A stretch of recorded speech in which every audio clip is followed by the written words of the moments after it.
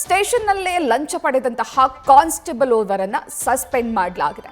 ಕೋರ್ಟ್ನಲ್ಲಿ fine ಕಟ್ಟುವಂತಹ ಕೇಸ್ಗೆ 5,000 ಲಂಚವನ್ನ ಸ್ಟೇಷನ್ನಲ್ಲೇ constable Somashekar ಪಡೆದುಕೊಂಡಿದ್ರು.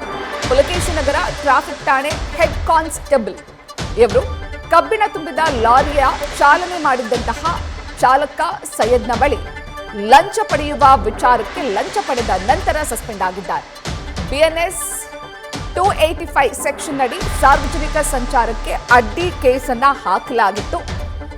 ಯಾವಾಗ ಈ ಕೇಸ್ ದಾಖಲಾಯಿತೋ ಅದಾದ ನಂತರ ಅದು ಕೋರ್ಟ್ಗೆ ಹೋಗಬೇಕಿತ್ತು. ಕೋರ್ಟ್ಗೆ ಹೋದಾಗ ದಂಡ ಎಷ್ಟು ಕಟ್ಟಬೇಕು ಅನ್ನೋದನ್ನ ಕೋರ್ಟ್ನ ನ್ಯಾಯಾಧೀಶರು ನಿರ್ಧರಿಸ್ತಾ ಇದ್ರು.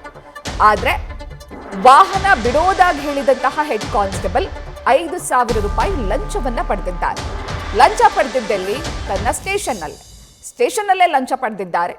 ಹಣ ನೀಡುವಂತಹ ಸಂದರ್ಭದಲ್ಲಿ ಆ ಚಾಲಕ ವಿಡಿಯೋ ರೆಕಾರ್ಡ್ ಮಾಡಿಕೊಂಡಿದ್ದು ಇದೀಗ ಕರ್ತವ್ಯ ಲೋಪದಾಡಿ ಕಾನ್ಸ್ಟೇಬಲ್ ಸೋಮಶೇಖರ್ನನ್ನ ಸಸ್ಪೆಂಡ್ ಮಾಡಲಾಗಿದೆ. 9 ಗಂಟೆಗೆ ಆದಮೇಲೆ ಸಾಹೇಬ್ ತಿಳ್ಕೊಂಡು ನೋಟಿಸ್ ಸಿಕ್ಕಿದ ಕೇಳಿದ್ರೆ ತೋರಿಸಿ ನೋಡಿ ಸ್ವಾಮಿ ಈಗ ತಾನೇ ಹಾಕ್ಸ್ಕೊಂಡು ಹೋಗ್ತಾ ಇದ್ದೀನಿ ಕೇಸ್ ಅಂತ ಹೇಳ್ಬಿಟ್ಟು ಗಾಡಿ ಬಿಟ್ಟಿದ್ದಾರೆ ಸೇಫ್ಟಿ. ಇವತ್ತಷ್ಟೇ ಗಾಡಿ ಬಿಟ್ಟು ಅದು 9 ಗಂಟೆ ಮೇಲೆ ಒಂದು ಕೇಸ್ ಏನೋ 9 ಗಂಟೆ ಮೇಲೆ ಹೋಗಿ ಏನೋ ಅಲ್ಲೇನೋ ಇದು ಮಾಡಿದ್ರೆ ನೋಡ್ಕೊಂಡು ಮೂವ್ಮೆಂಟ್ ಮಾಡ್ಕೊಂಡು ಹೋಗ್ಬೇಕು. ರಶೀದ್ 9 ಗಂಟೆ ಮೇಲೆ ಏನಿರಲ್ಲ, ರೋಡ್ ಸ್ವಲ್ಪ ಕ್ಲಿಯರ್ ಆದ್ಮೇಲೆ ನೀವು ಮೂವ್ ಆಗಬೇಕು. ಗೊತ್ತಾಯ್ತಾ?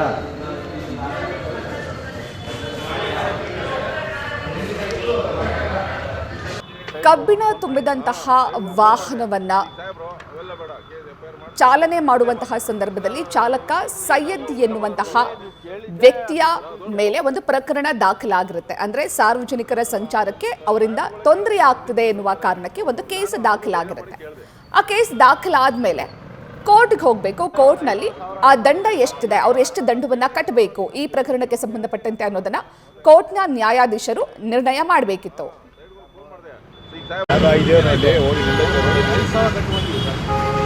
ಅದು ಇರೋದೇ ಗೂಗಲ್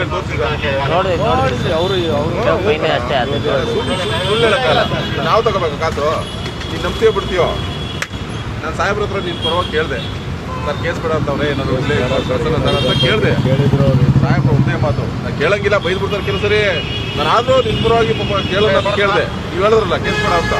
ಕೇಳಿದಾಗ ಏನಂದ್ರು ಗೊತ್ತಾ, ಏನು ಕೆಲಸ ಹೇಳಿದ್ದೀನಿ ಅಷ್ಟು ಮಾಡು ಸಾಕು ಅಂತ.